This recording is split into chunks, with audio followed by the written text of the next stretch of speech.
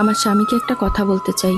ভাগ্য হয়তো তোমার হাতে ছিল না, কিন্তু সব সিদ্ধান্তই তোমার হাতে ছিল। তুমি চাইলেই আমার জীবনটাকে অনেক সুন্দর করতে পারতে, অনেক সুখে রাখতে পারতে। আমার ভাগ্য অতটাও খারাপ ছিল না যতটা খারাপ তুমি আমার সাথে করেছো। আমার জীবনের দুঃখ, কষ্ট আর মানসিক যন্ত্রণার জন্য আমি শুধু তোমাকেই দায়ী করব, কারণ আমার জীবনের এত মানসিক যন্ত্রণা আর কষ্টের জন্য একমাত্র তুমিই দায়ী, আর কেউ। সে নাকি এত কষ্ট আমার জন্যই করে, অথচ তারে কোনোদিন দেখি নাই আমার জন্য একটা শখ পূরণ করতে। সে কখনো শখ করে আমার জন্য কিছুই আনে নাই।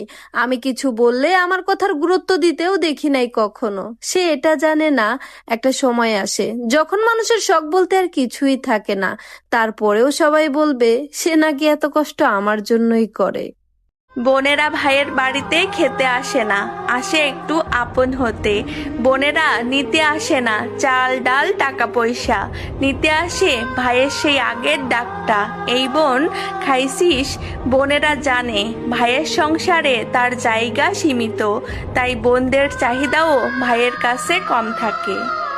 একটা পিঁপড়াও তার নিজের ভুল বুঝে তার সঞ্চয় জমা করে, আর আমার বোকা স্বামী মানুষ হয়েও তা বুঝে না। নিজের কোনো সঞ্চয় জমা রাখে না, পরিবারের জন্য নিঃস্বার্থভাবে খেটে যাচ্ছে। কিন্তু একদিন সে ঠিকই বুঝবে, যেদিন তার পরিবার তাকে সবচেয়ে বড় ধোকাটা দিবে, তখন সে আমার বলা কথাটাও ভাববে যে আমার স্ত্রী বলেছিল কিন্তু আমি শুনিনি, আর এটাই ছিল আমার সবচেয়ে বড় ভুল। আদর পাওয়ার বয়সে বিয়ে নামক বন্ধনে আবদ্ধ হয়ে অন্যের বাড়ির শত্রু হয়েছি, ভুল না করেও দোষী হয়েছি। আমার বলা সোজা কথাকে অন্যভাবে সাজিয়ে বলতে শুনেছি, পাশের ঘরে নিজের নামে বহুবার দোষের কথা শুনেছি, উচিত কথা বলতে গিয়ে বেয়াদব নামে পরিচিতি পেয়েছি। হ্যাঁ, এটাই বিবাহিত জীবন।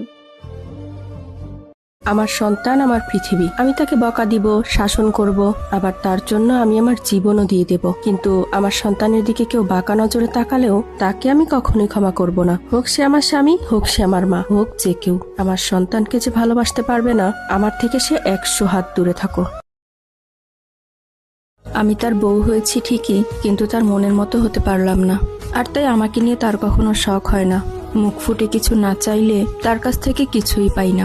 সে নিজে ভালোবেসেও কিছু এনে দেয় না। তার মনের মতো হতে পারলে হয়তো সবকিছুই পেতাম। তবে ব্যাপার না, আসলে সবার কপালে সবকিছু থাকে না। নারী কেন বদলায়?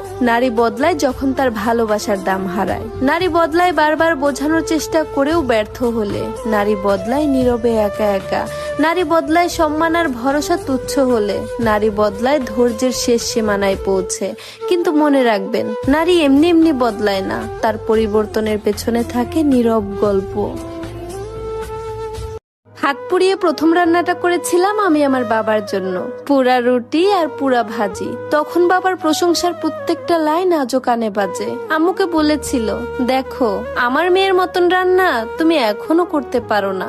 জানো বাবা, তোমার সেই মেয়েটা এখন কত ভালো রান্না করে, তারপরেও শ্বশুরবাড়ির মানুষের মন পায় না।